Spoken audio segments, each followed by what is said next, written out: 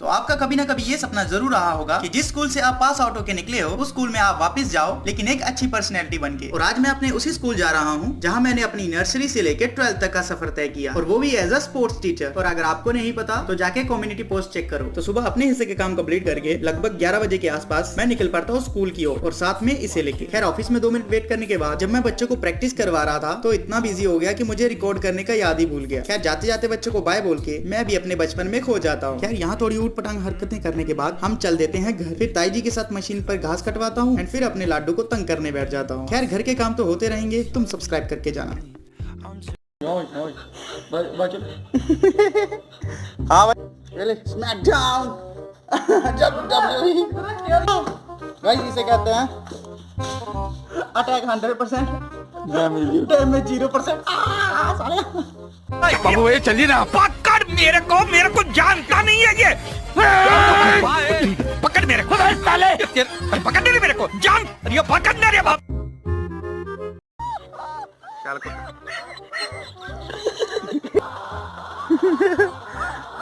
इसको देखो क्या जलन हो रही है। ये भुख भी कैसी चीज रपा देनू पड़नी। मम्मी आड़ी मैं डिप्रेशन च जाना माए,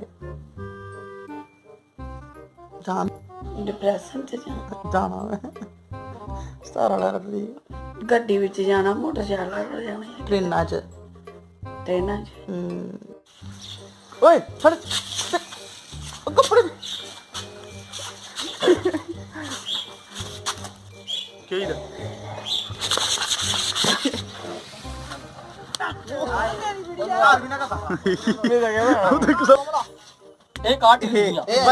बजी शाबाश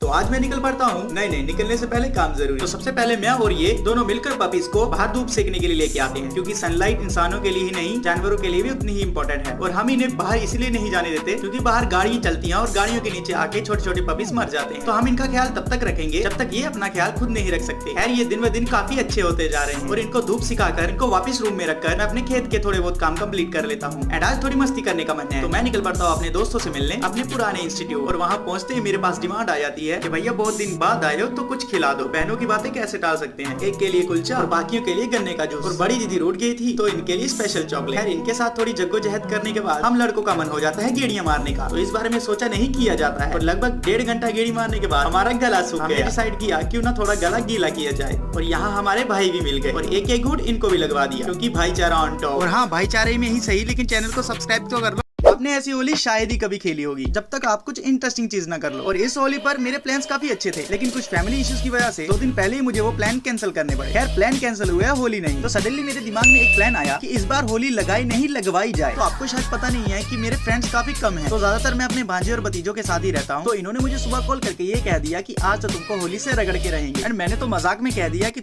मालेगी दूर करते मेरे भाई, तुम एक बार पकड़ के तो दिखाओ। एंड यहाँ होती है चेजिंग शुरू, जहाँ मैं इनके सामने होते हुए भी इनको नहीं दिखाई। और अगर लुका छुपी गेम ओलंपिक में हो फिर तो मेरा गोल्ड मेडल पक्का। 11 मुल्क के बच्चे हमें ढूंढ रहे हैं गाइस। एंड सच बता रहा हूँ, आधे गाँव के बच्चे मेरे पीछे पड़े थे, और मैं इनको एक ही कमरे के 4 चक्कर लगवा रहा हूँ। डॉन को पकड़ना मुश्किल ही नहीं, नामुमकिन है। और यहाँ से मैं पूरा गिर चुका था, और मैं यहाँ से भागा भी, बट एट द एंड मैं पकड़ा गया। और जब कलर लगी गया है तो मस्ती रुकनी नहीं चाहिए। So this is how I end my Holi. What about you? Leave comment for me and do subscribe.